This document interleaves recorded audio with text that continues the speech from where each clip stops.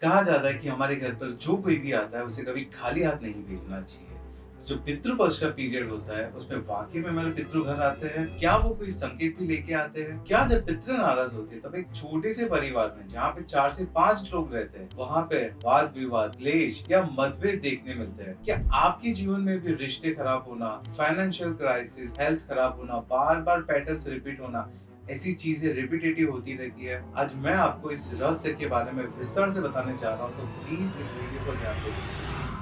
नमस्कार दोस्तों, मैं हूं निखिल मोहन और मैं आज आपको बताने वाला हूं पितृपक्ष के रहस्य और उपाय के बारे में। बहुत लोग पूछते हैं कि वाकई में पितृ हमारे घर आते हैं या एक अंधविश्वास है। तो आइए जानते हैं इसका आध्यात्मिक सत्य, प्राचीन कथा है और ये कुछ रिचुअल्स और मंत्र साधना करने से आप कैसे आपको पितरों को शांत कर सकते हैं और उनकी कृपा आपके जीवन में ला सकते हैं। सबसे प्रभावशाली है मंत्र साधना, जिसके बारे में मैं वीडियो के एंड में बताऊंगा। आपको शायद याद होगा कि पितृपक्ष के दरमियान जब अमावस्या आती है, जो आखिरी दिन होता है, तब हमारी दादी या नानी एक दिया करती थी और घर से लगभग 500-600 मीटर दूर जाके कहीं पे वो छोड़ के आती थी। ये इस बात का प्रतीक है कि हमारे पितर आते थे और आखिरी दिन पे उसे मान सम्मान के साथ विदाई भी करते थे। लेकिन आजकल के लोग इसे अंधविश्वास या रूढ़िवाद भी कहते हैं, लेकिन सत्य जो है वो कभी असत्य तो हो ही नहीं सकता और सत्य तो शाश्वत है। और शास्त्र में तो ये बताया गया है कि जो पितृ होते हैं, हमारे शत्रु होते हैं या प्रिय बांधव होते हैं,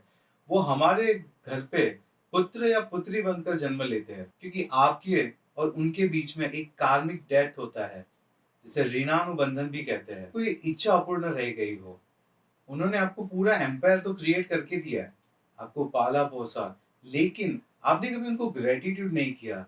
तो वो वापस आते हैं, ये बताते हैं कि अब तेरी बारी आई है मुझे पालने की। इसी कारण हम देखते हैं कि एक छोटे से परिवार में भी, जहाँ पे हार्डली 3 से 4 लोग रहते हैं, वहाँ पे क्लेश, वाद विवाद या मतभेद देखा जाता है। मैं हमेशा कहता हूँ कि आपके जीवन में कुल देवता और पितृ देवता कभी रुष्ट नहीं होने चाहिए, वरना जीवन में उपद्रव बने ही रहेंगे। अब इसका सॉल्यूशन क्या है, इसका उपाय क्या है जिससे हम पितरों को शांत कर सके? दान कीजिए, श्राद्ध करवाइए, तर्पण करवाइए, ब्राह्मण को अपने घर पे बुलाइए, उन्हें भोजन कराइए, दान दक्षिणा दे सकते हैं। आपके जो एंसेस्टर थे, वो जो रिचुअल्स करते थे, वो जो स्पेसिफिक टेम्पल्स या ऐसे स्पिरिचुअल प्लेसेस पे जाते थे, वो चीज आप करिए। अगर आपको आपके एंसेस्टर के बारे में नहीं पता है तो अपने पेरेंट्स या अपने ग्रैंड पेरेंट्स से उनके बारे में जानने की कोशिश कीजिए।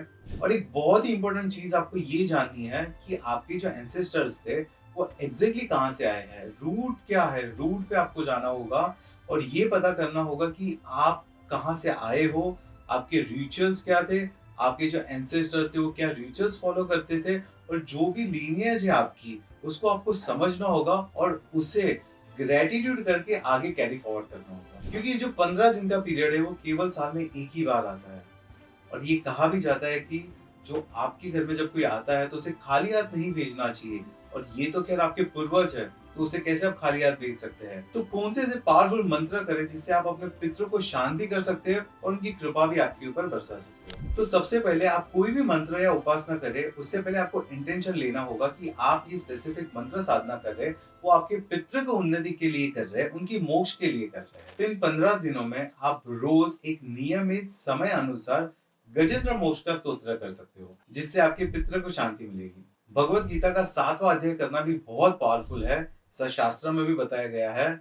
और ये जब आप भगवत गीता का अध्ययन करते हो तब साथ में एक पानी का लोटा रखिए, उसमें थोड़े से ब्लैक तिल डालिए, और जब ये पूरा आप अध्याय पढ़ लेते हो या सुन लेते हो, उसके बाद जो पानी बचता है उस पानी को आपको आपके घर में अगर तुलसी का पौधा है तो वहां पे डाल दीजिए, या आसपास में कहीं पे झाड़ हो तो वहां पे डाल दीजिए। ध्यान रखिए कि इसको ड्रेनेज में मत डालिए। हो सके तो आप पूरी भगवत गीता इन दिनों में भी पढ़ सकते हो। देखो, इसके साथ साथ आप दत्तात्रेय भगवान का भी स्तोत्र कर सकते हो, क्योंकि दत्तात्रेय भगवान को गुरुओं के गुरु कहा गया है, जो हमारे सदगुरु है। क्योंकि शायद गुरु से कभी मिस्टेक होती, लेकिन सदगुरु कभी मिस्टेक नहीं करता।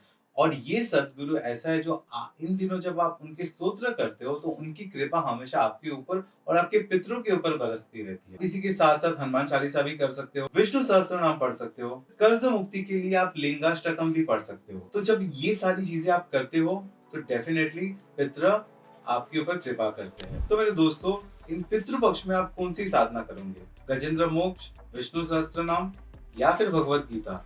जो कुछ भी आप करना चाहते हो प्लीज कमेंट में लिखिए। अगर वीडियो अच्छा लगा हो तो प्लीज लाइक, शेयर और सब्सक्राइब करिए और आपके दोस्तों को अवश्य भेजिए। जय पितृदेव।